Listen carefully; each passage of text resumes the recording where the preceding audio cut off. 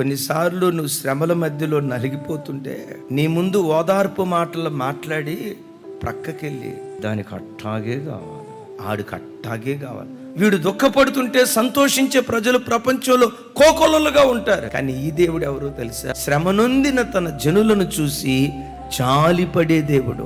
ఈ వాక్యం వింటున్న దేవుని బిడ్డలారా, మీలో ఎవరైనా శ్రమల మధ్యలో నలగొట్టబడుతూ, శ్రమల మధ్యలో కొట్టుమిట్టాడుతూ, నా మీద ఎవరైనా జాలి పడితే బాగుండు, నన్ను ఎవరైనా ఆదరిస్తే బాగుండు, నన్ను ఎవరైనా ఓదారుస్తే బాగుండని ఏ మానవ ఓదార్పు జాలి కొరకు ఒకవేళ నువ్వు ఎదురు చూస్తూ ఉంటే నీకు ఒక శుభవార్త. ఏ మనుషుని జాలి నీకు దొరక్కపోయినా నీ దేవుడు శ్రమ నొందిన నిన్ను చూసి నా దేవుడు జాలి పడుతూ ఉన్నాడు. ఆ శ్రమల కొలిమిలో నుంచి నిన్ను బయటకు తీసుకురావాలని ఏ దేవుని నమ్మి నువ్వు బ్రతుకుతున్నావో, ఏ దేవుని ఆధారం చేసుకొని బ్రతుకుతున్నావో, ఆ దేవుడు శ్రమ నొందిన నిన్ను చూసి ఆయన జాలి పడుతూ ఉన్నాడు.